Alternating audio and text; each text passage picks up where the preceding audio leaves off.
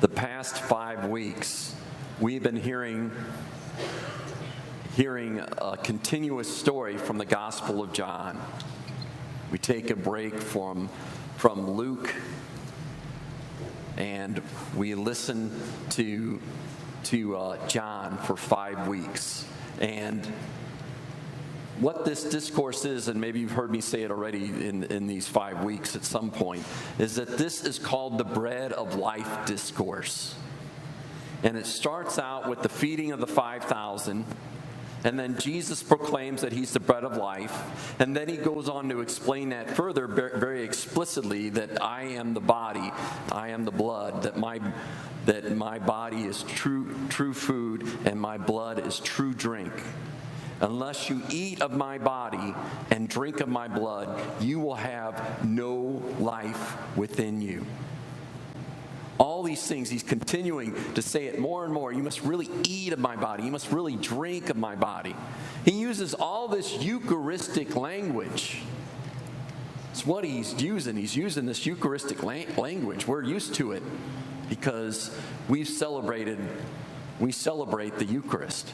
Well, guess what?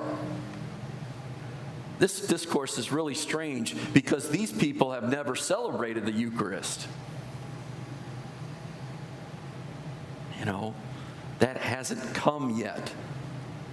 And I think what's going on is that there's something more that's going on. John, who wrote this story, what I think he's doing is he's talking directly to his community. He is talking directly to his community at this time, at this age. And you see, there's a problem that they're having in the early Christian community. There's a problem. And it's the age-old problem that every generation, every person faces. And that problem is, do you believe in the Eucharist? John has spelled it out. It is true blood. It is true food. He spelled it out, really laid it on the line. This is it. This is the Eucharist. We believe this.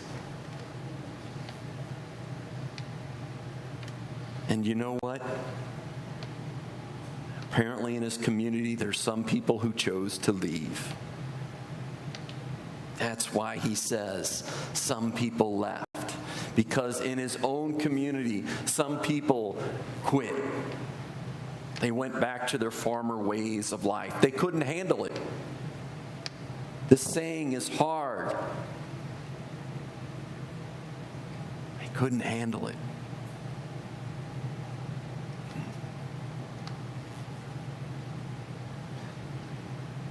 So he asks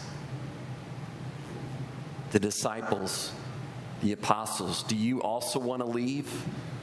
And Peter and the apostles tell him, no, we believe you. And the question is, it comes down to us, like it comes down to John's community. Do we believe in the Eucharist? And let me put it really clear to you what we believe in. We believe in transformation.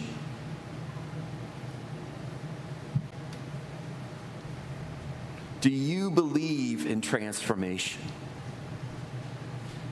Do you believe in change? Because that's what the Eucharist is all about. It's about transformation, right? It's about how the bread becomes the body and the wine becomes the blood. Do we believe in change? That change can happen. That God changes things. Matter of fact, that's God's job, is to change things.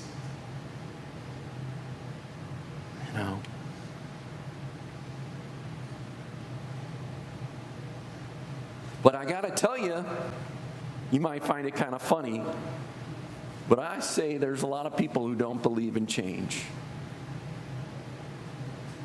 Well, maybe we believe in change for other people,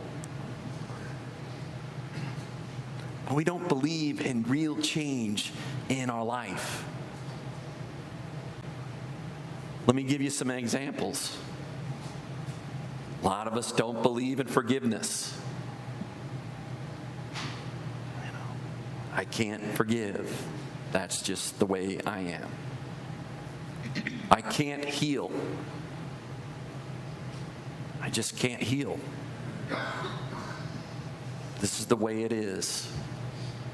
I am stuck in a pattern, and I will always be stuck in that pattern. Nothing will ever change. Or maybe it's not just ourselves, but it's society. We believe that society cannot change. That being a part of community is no good. I mean, we're so individualistic. I think that's why people just stay home now. I believe in God. I don't believe in community, but I believe in God, that God's there for me.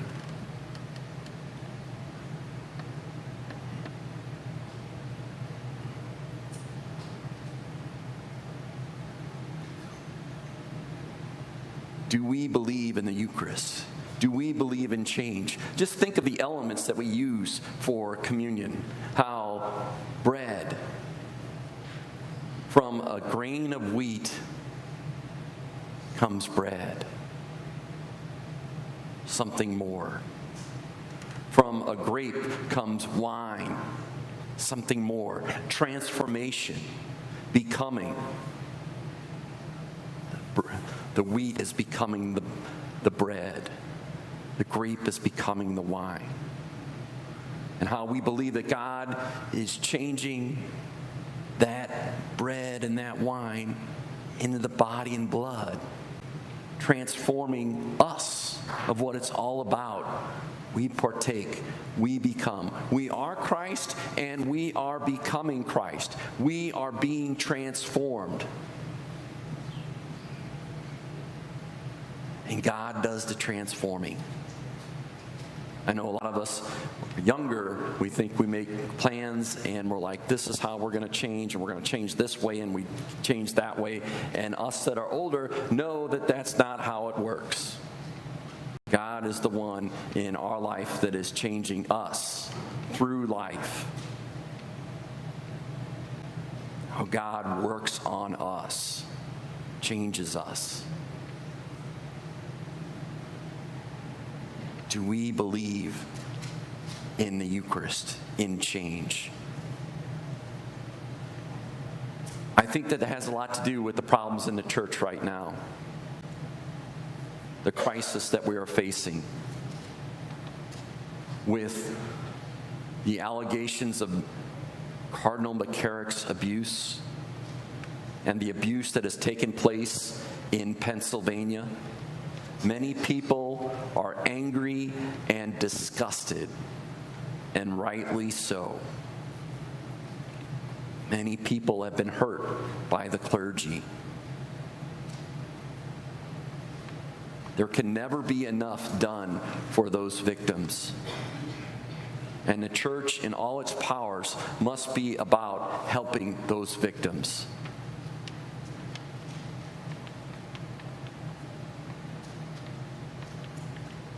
I gotta say that maybe a temptation that you're facing, that a lot of people are facing at this time, is they want to leave. Want to quit. Some people have.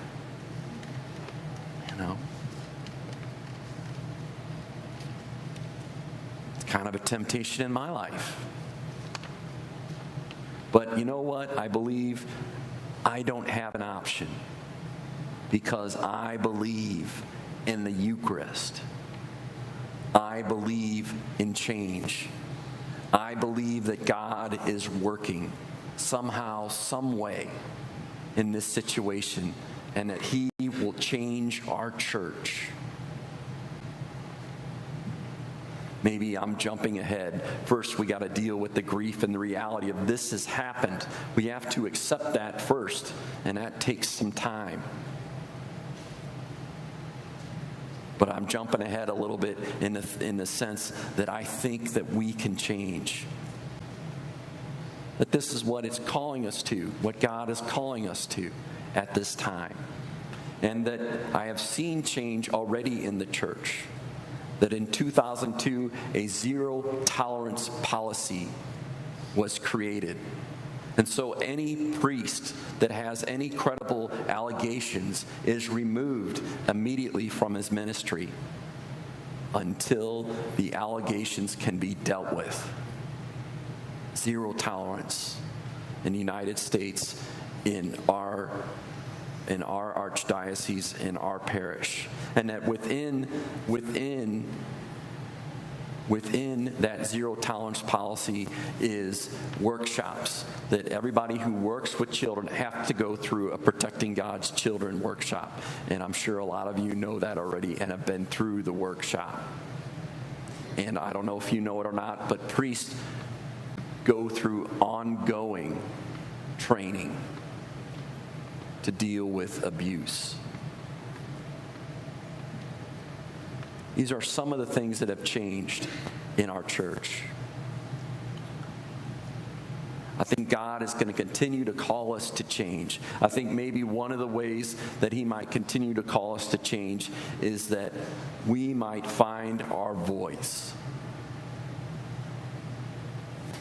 That the laity might find more of a voice in the church. You know, when I say the laity, I'm talking about everybody but the clergy, the lay people. That they may find more of a voice in dealing with these situations. That we may have more of a solution as a church overall.